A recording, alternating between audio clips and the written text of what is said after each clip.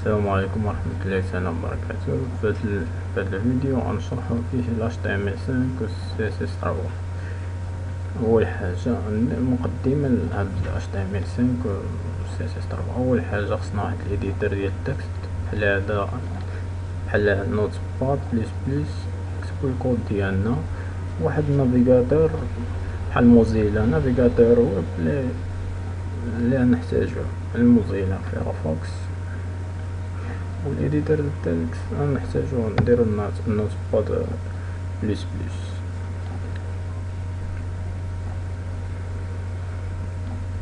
كاينين بزاف ديال لي زيديتور دو تكست بحال هاد بلوفيش، بحال هذا كيعاونك شوية باش تكودي بسهولة.